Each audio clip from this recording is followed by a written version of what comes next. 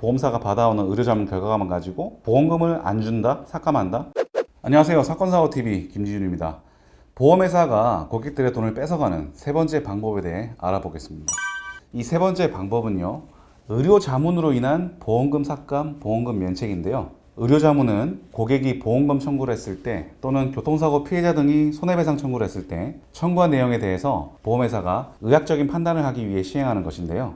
이 자문 결과를 받아보면 보험회사에 유리하게 나오는 경우가 있겠죠. 그리고 자문해신서를 보면은 작성한 의사, 작성한 병원 이름이 안 나와 있어요. 그러니까 이게 누가 작성한 건지도 알 수 없다는 얘기죠. 이러한 상황에서 의료자문 결과를 토대로 보험금을 못 준다고 했을 때 고객 입장에서 쉽게 받아들일 수가 있을까요? 누가 쓴 건지도 모르는데 내용을 어떻게 또 믿을 수가 있겠습니까? 이렇게 보험회사의 의료자문 같은 경우에는 보험회사에게 유리하게 나왔을 때 철저하게 그 자문 의사를 숨기게 되는데요. 왜냐하면 의사들도 스스로 보호받아야 한다고 생각하기 때문입니다. 이 보험회사 자문 의사들은요, 보험회사가 의료자문비를 지급하기 때문에 아무래도 보험회사 입맛에 맞도록 자문을 하는 게 현실입니다. 그렇기 때문에 실제로 보험금이 지급되어야 하는 사건임에도 불구하고 보험사가 받아오는 의료자문 결과만 가지고 보험금을 안 준다? 삭감한다? 부당한 것 아니겠습니까? 그래서 동의해주지 마니 동의를 해주니 뭐 이런 얘기가 나오는 것 같은데, 보험회사 의료자문 내용을 토대로 보험금을 안 준다 하더라도 뒤집을 방법은 있으니까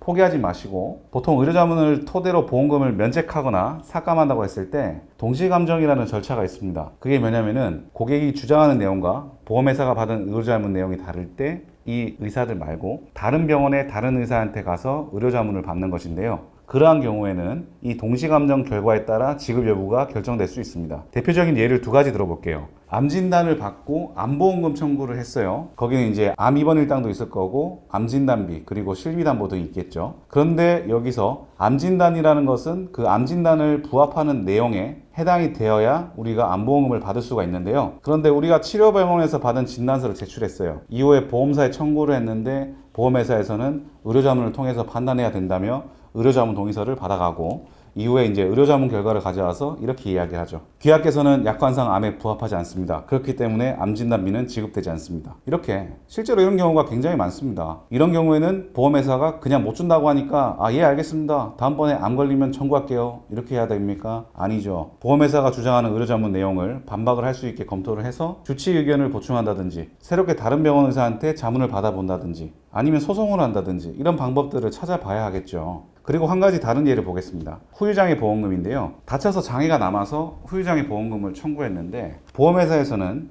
우리 쪽에서도 의료자문을 받아야 처리되니까 의료자문 동의서를 써달라 해서 사인 받아가죠. 그리고 의료자문을 시행하게 되는데, 그러면 어떻게 나오겠습니까? 운동 범위가 정상이기 때문에 해당되지 않습니다 라든지, 혹은 영구장애가 아니라 한시장애이기 때문에 청구하신 금액의 20%만 드리겠습니다, 이렇게 면책하거나 혹은 대폭 삭감하는 이런 주장을 하게 된다는 거죠. 하지만 그 의료자문 결과는 누가 썼는지도 모르는 의사의 자문일 뿐인 거고, 거기에 우리가 동의하고 네, 돈 안 받겠습니다 이렇게 무조건 수용할 수는 없는 거죠. 다른 방법을 찾아야 된다는 겁니다. 물론 보험회사의 의료자문 결과가 타당할 수도 있겠습니다만, 보험회사에게 유리하게 나온 결과라면 수긍하실 필요는 없다는 것 다시 한번 말씀드리고요. 이렇게 의료자문 결과를 토대로 보험금이 삭감되거나 지급받지 못한 경우라면 전문가의 상담을 받아보시기 바랍니다. 오늘 영상 여기까지고요. 다음 영상에서는 보험회사가 고객의 돈을 뺏는 네 번째 방법에 대해 알아보겠습니다. 영상 시청해 주셔서 감사합니다.